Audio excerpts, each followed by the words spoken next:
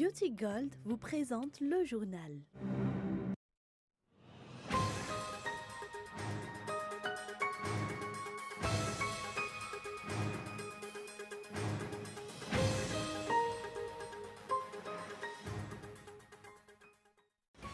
C'est aujourd'hui qu'a lieu l'élection législative dans tout Madagascar. 151 sièges à départager pour les 119 districts de la Grande Île. Comparé à la présidentielle, les électeurs semblent avoir boudé cette élection législative. Toutefois, le président de la République, lui, n'a pas manqué d'effectuer son devoir en tant que citoyen malgache. C'est dans un des bureaux de vote d'Ambatpé que le chef d'État s'est rendu ce matin pour faire son choix. Pour s'assurer du bon déroulement de l'élection, la CENI et plusieurs délégations étrangères qui ont pour mission d'observer l'élection législative à Madagascar se sont rendues auprès de plusieurs bureaux de vote de la capitale. En général, d'après leur constat, les descentes aux urnes se sont déroulées sans accroche. Pour les élections européennes, le verdict est tombé. Si le scrutin a confirmé les tendances observées dans les derniers sondages, il aura quand même réservé quelques surprises.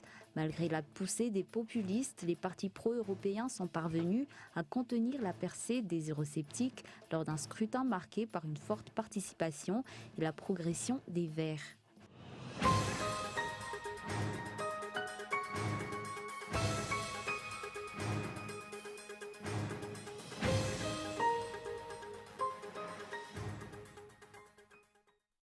Merci d'être avec nous sur Cool TV. Bonsoir. Dans l'actualité aujourd'hui à Madagascar, jour J de l'élection législative, 151 sièges à départager pour les 119 districts de la Grande Île. C'est dans un bureau de vote d'Ambatpé que le président de la République est allé effectuer ce matin son devoir en tant que citoyen malgache. Reportage Michela Ranardzone. Le chef d'État s'est rendu ce matin dans un des bureaux de vote du lycée d'Ambatpé pour effectuer son devoir en tant que citoyen malgache. Selon le président de la République, il est important de se rendre aux urnes puisque les députés qui vont constituer l'Assemblée nationale auront une importance capitale en ce qui concerne le développement du pays.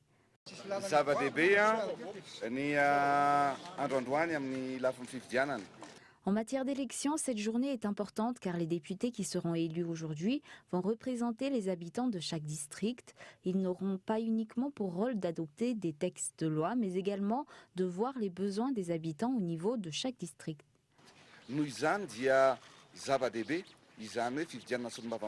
D'autre part, il a également tenu à apporter quelques explications à propos des rumeurs qui circulent, selon laquelle il aurait violé le principe de neutralité de l'État au cours de la campagne électorale.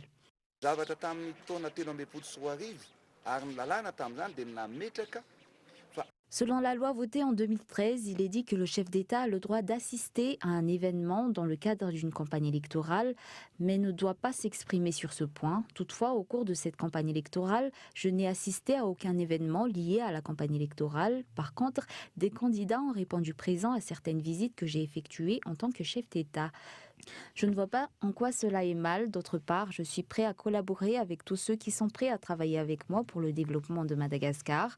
Ce que je peux vous dire, c'est que Madagascar doit avancer et se retrouvera en tête de liste parmi les pays du continent africain.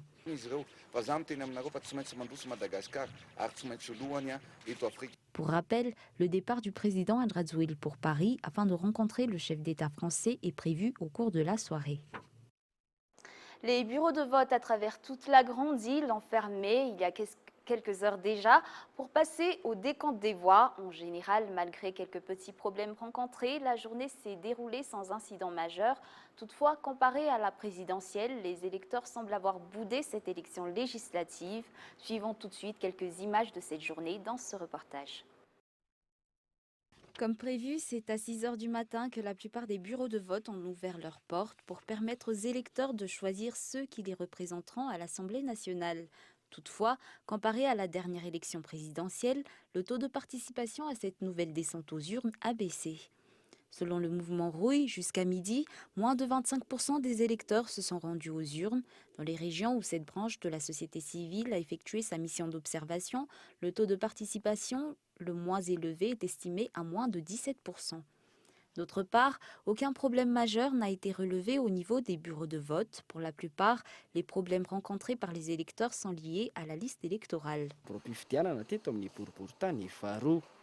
Nous avons eu un électeur qui a voté lors de l'élection présidentielle, mais qui aujourd'hui n'arrive pas à retrouver son nom sur la liste électorale. Il est actuellement en train de parcourir les bureaux de vote du centre pour chercher son nom sur la liste. C'est le seul problème que nous avons rencontré.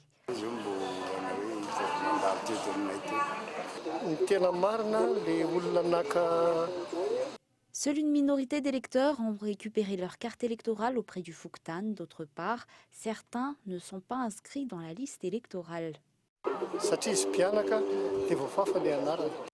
Des députés qui voteront des lois conformes aux besoins du pays et des habitants, c'est ce que les électeurs attendent des prochains membres de la Chambre basse. Je suis allée voter parce que c'est mon devoir en tant que citoyen. Ce que j'attends de cette élection, bien sûr, c'est qu'elle puisse amener à améliorer la qualité de vie de la population.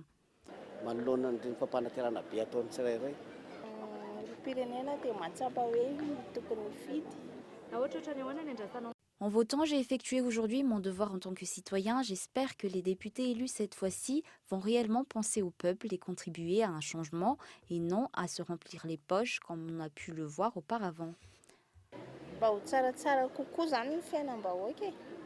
Après avoir voté, chaque citoyen a le droit et le devoir de suivre de près le décompte des voix et d'effectuer un suivi de l'acheminement des résultats jusqu'à leur arrivée auprès de la section de recensement des matériels de vote. Toujours sur le même sujet, la CENI et plusieurs représentants d'organisations internationales qui ont pour mission d'observer l'élection législative à Madagascar se sont rendus auprès de plusieurs bureaux de vote ce jour.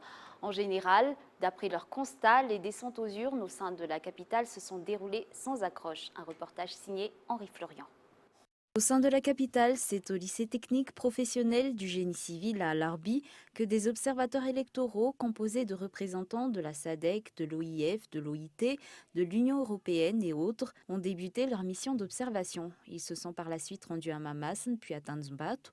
D'autre part, le président de la commission électorale nationale indépendante a apporté quelques explications concernant les plaintes relatives à la liste électorale. Ny lisitra izay nampiasaintsika zany dia tsy nanovantsika retranchement mihitsy noho izany.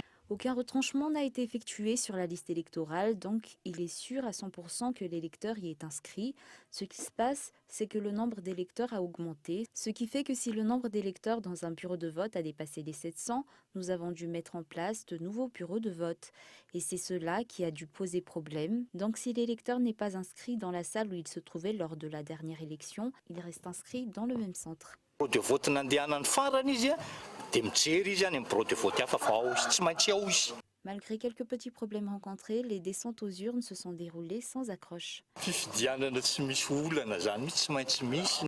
Il y a toujours quelques petits problèmes au cours d'une élection et c'est comme ça partout dans le monde, mais ce qui compte, c'est que l'élection se déroule sans accroche. Afaka milesiko tsika zany fa tsy maintsy misy lesoko.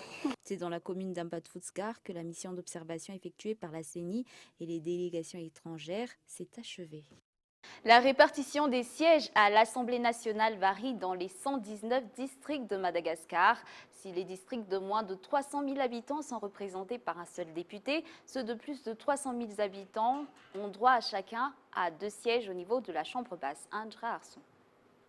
La répartition des sièges à l'Assemblée nationale est catégorisée en 2 types. Les 151 places au sein de cette institution sont départagées en fonction du nombre de voix obtenues par chaque liste de candidats. Chaque district composé de moins de 300 000 habitants ne seront représentés que par un député au niveau de l'Assemblée nationale. C'est ce qu'on appelle un scrutin uninominal majoritaire à un tour. C'est-à-dire que la place reviendra à la liste de candidats ayant récolté la majeure partie des voix. Pour les districts avec plus de 300 000 habitants, 2 députés par district vont pouvoir siéger au sein de la Chambre basse. Il s'agit là d'un scrutin de liste à la représentation proportionnelle, suivant la règle du quotient électoral et la règle de la plus forte moyenne. Sur un tout autre sujet, hier à Thomas, le président de la République a inauguré une nouvelle école primaire publique conforme aux normes et à la promesse faite par le chef d'État au cours de la campagne présidentielle, ainsi qu'un nouveau stade qui peut accueillir jusqu'à 15 000 personnes. Si les travaux ont débuté le 15 avril dernier, ils ont été achevés avant-hier. Au cours de sa visite, le président Andrzej Duda a également promis aux sportifs de les soutenir. Place maintenant aux actualités internationales. Le taux de participation aux élections européennes a dépassé les 50%, la plus forte participation depuis 25 ans. Ces élections ont été marquées par un score en hausse des partis populistes et une montée des Verts. France 24. En Allemagne, en France, dans 28 pays, plus de 213 millions d'électeurs européens se sont rendus aux urnes pour élire leur futur Parlement. Et ils ont voté majoritairement en faveur de l'Europe. Les partis pro-européens restent majoritaires. Ils constituent les 4 premiers groupes en termes de nombre de députés au futur Parlement.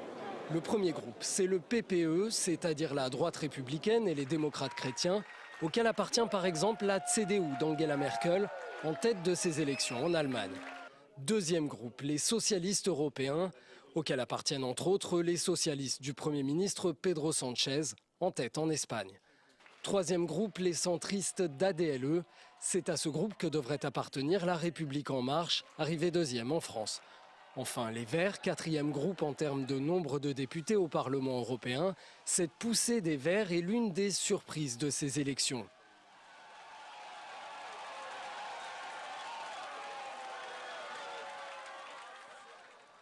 En Allemagne, les Verts deviennent le deuxième parti du pays et doublent leurs résultats par rapport à l'élection précédente, avec environ 20% des voix.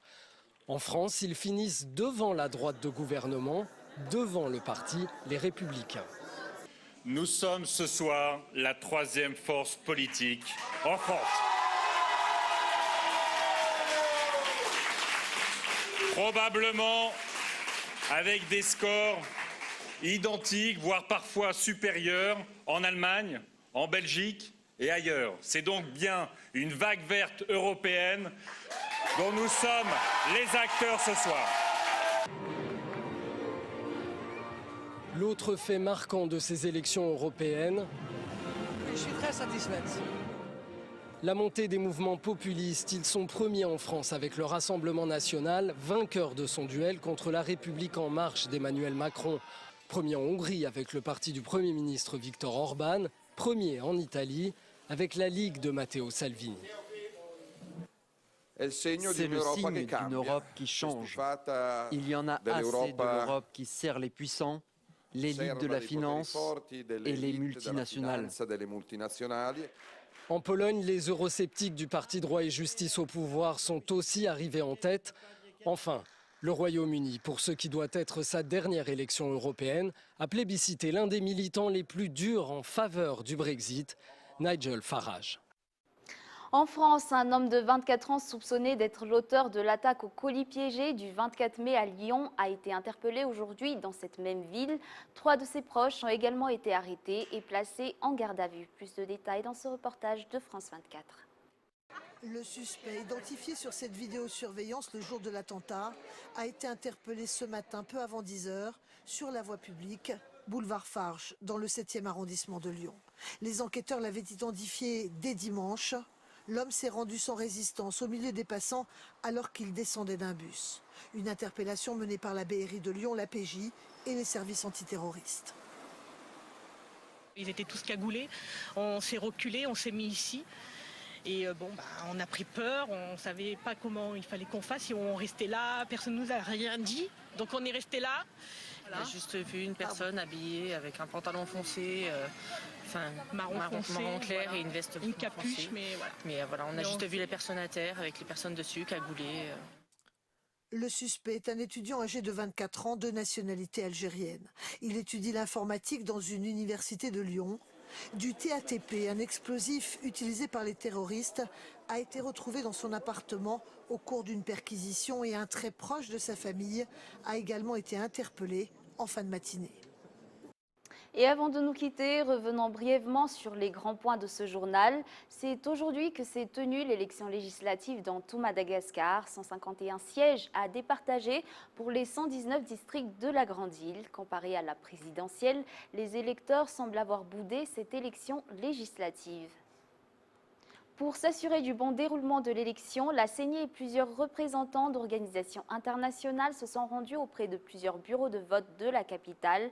D'après leurs constats, les descentes aux urnes se sont déroulées sans accroche majeure. Pour les élections européennes, le verdict est tombé. Malgré la poussée des populistes, les partis pro-européens sont parvenus à contenir la percée des eurosceptiques lors d'un scrutin marqué par une forte participation et la progression des Verts. Et voilà, c'est la fin de cette édition. Au nom de l'équipe qui l'a préparée, je vous remercie de votre attention et je vous donne rendez-vous demain pour un nouveau journal. Au revoir.